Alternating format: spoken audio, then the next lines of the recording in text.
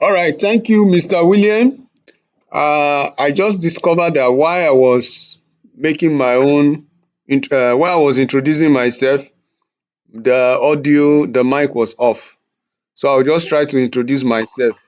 That's for me. So for me, my name is Abraham Joseph. I'm an engineer by profession. I'm also a very passionate physicist who has been involved in physics for more than 20 years and so on and so forth. So here with me is Mr. William. He is also a very passionate engineer and physicist also. We've known each other for more than, I think, almost close to more than 17 years or thereabout, right from the time we are in university days. So in this podcast, we are going to be discussing about the resolution of the conflict between the two main pillars of physics, which we all know to be general relativity and quantum mechanics. So, and this podcast is going to be an opportunity for we to rub minds together to share ideas on how to extend the frontiers of physics. We all know that there is some fundamental difficulty in resolving general relativity and quantum mechanics, and our goal is that through this podcast, through this discussion and your own you guys contribution, we are going to see how to actually look for solution, in resolving this problem. Okay, so I would just like to quickly share the structure of how this podcast is going to go. So we are going to be talking about the recent development in the area of quantum gravity, if I will use the word quantum gravity, or quantum gravity, simply the interface between the quantum mechanics and general relativity. Is that okay? Okay, so we know that prior to this time, there have been some advances. We have physicists who have theoretical physicists in order to understand the quantum nature of gravity. We have physicists who have worked on string theory, we have loop quantum gravity, and so many other frameworks, which is termed theory of everything. Because the goal of modern physicists is that if we can unify the two,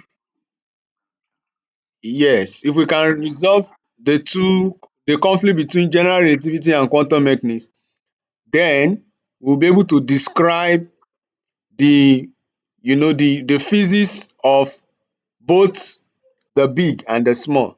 The big refers to the very big bodies that is described by general relativity, the heavenly bodies, black holes, and all that. Then the small refers to the microscopic objects, electrons, quarks, and all that. So that has been the holy grail of physics, and there have been theories that have been propounded, but the challenges is that these theories, they are not testable. And in science, any theory that is not testable is not a scientific theory. Any theory that cannot be falsifiable, that cannot be tested experimentally, that theory is just probably an artwork. So, but here we are today, we have some progress that is being made in this area, and we'll be discussing about this progress. So the structure of this podcast is, we'll discuss about the progress so far, then we'll also look at how to understand this fundamental physics, because we cannot extend the frontiers of physics without first understanding the existing framework. The existing framework meaning general relativity and quantum mechanics. So we're going to be discussing about the basic essence of quantum mechanics or quantum field theory, which is the further advanced aspect of quantum mechanics. So we need to understand the basic principles of these two great theories. Then we'll now see how to understand the conflict between these two theories and look at experimental evidences that is going to help us give us a clue on how to resolve the theory. So so we will start with talking about quantum theory. So I think I will give Mr. Williams, who is my uh, co-host for this podcast, to say a little things about development of quantum theory and all that. And after that, I will come in to give in one or two things just to give us an overview of what the quantum theory is all about. So, Mr. Williams, over to you, sir.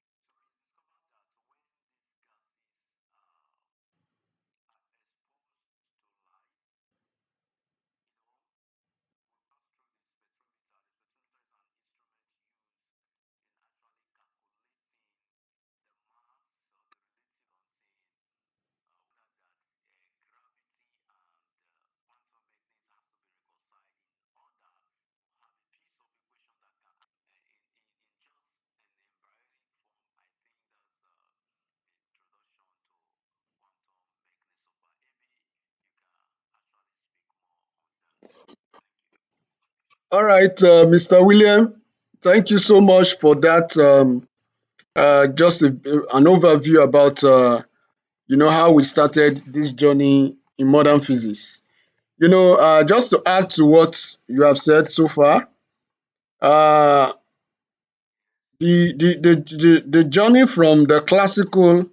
So I'm going to present a slide that talks about the journey from classical to quantum, just to support what Mr. Will is saying. Okay. So now, when we talk about quantum field theory, a new story of reality, exploring the fundamental nature of the universe. Okay, so how did this journey begin? Just like Mr. He told us about how scientists they were able to describe they made an observation about the spectrum of black body radiation, and it was Max Planck who brought up a formula in order in order to explain the observed black body radiation. And that was what led to the birth of quantum quantum physics. Okay, so before quantum physics we have Newtonian physics. And what is Newtonian physics? Newtonian physics is simply the physics that was discovered by Newton. We all know Sir Isaac Newton is one of the most prominent scientists that we all know about. For those of us that are sorry, some of us might not be science, but for those of us that did science in school, we all know about Newton's laws of motion. Is that okay? So this great scientist was the one that propounded those laws of motion.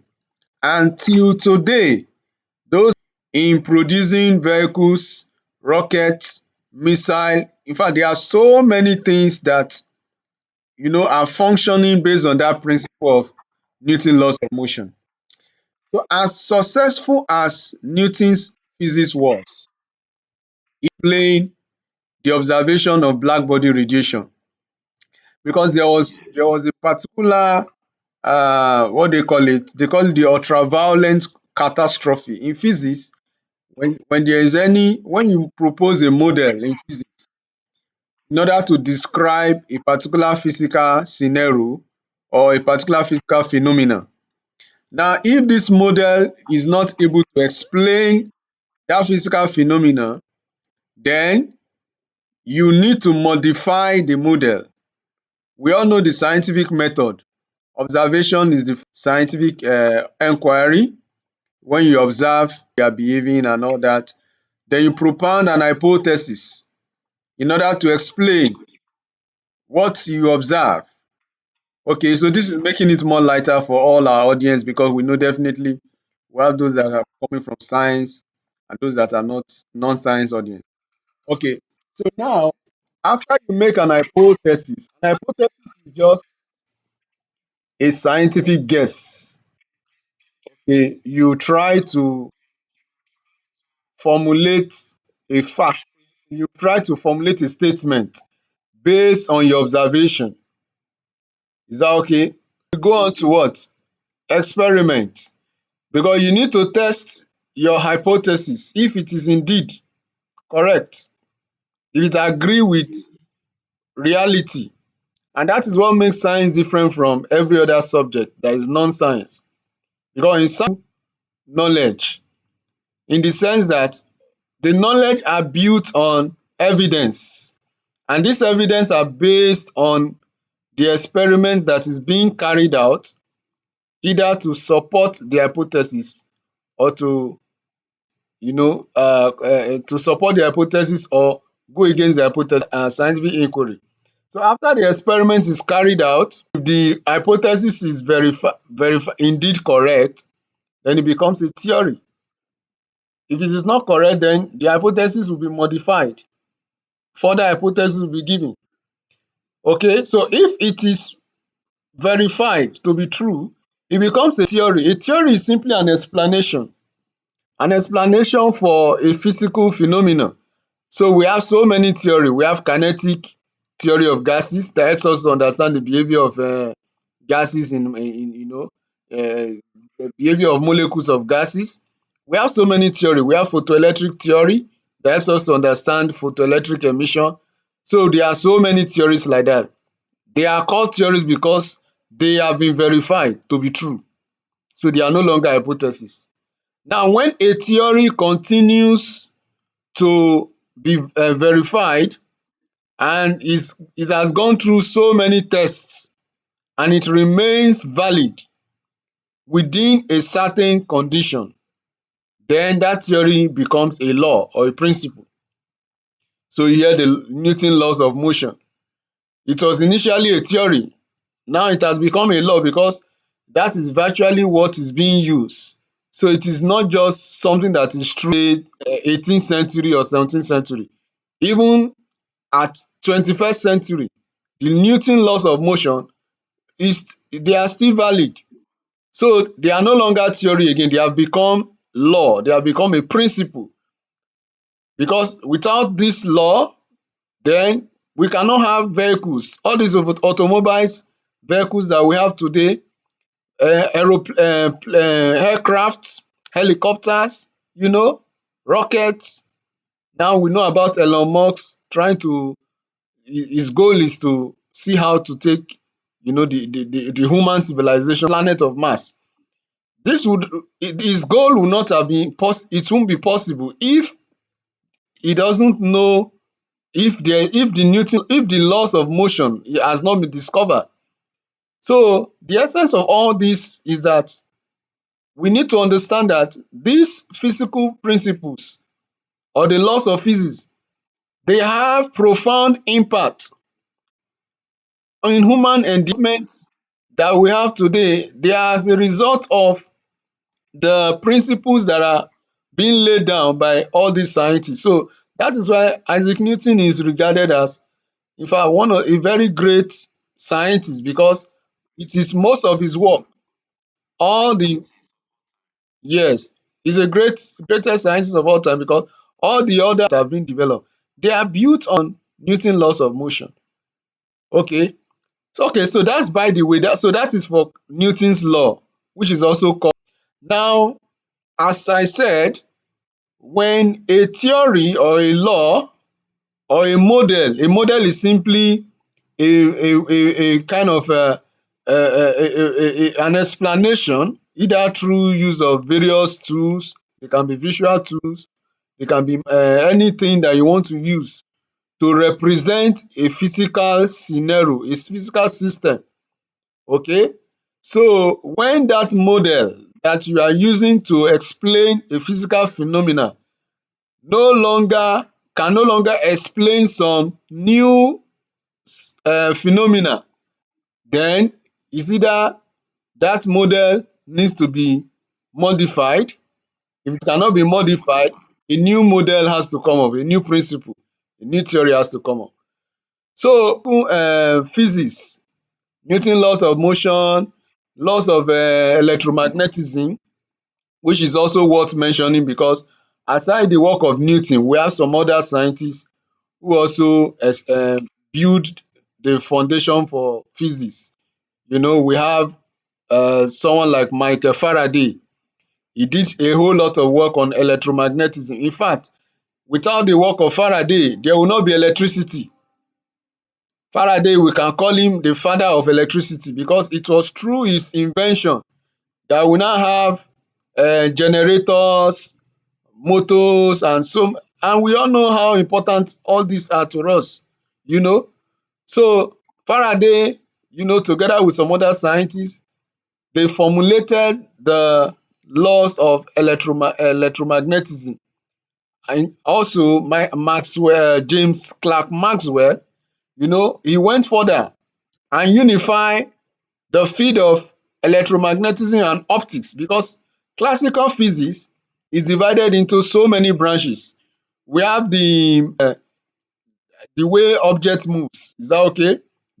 That governs the behavior of an object when they are either acted upon by a force or they are at rest. So the branch of physics that deals with that, either solid object, liquid object, or gaseous object, or solid rather, they are referred to as mechanics. So when we are dealing with solid, we call it solid mechanics. We are dealing with fluid, which involves liquid or gases, we call that fluid mechanics.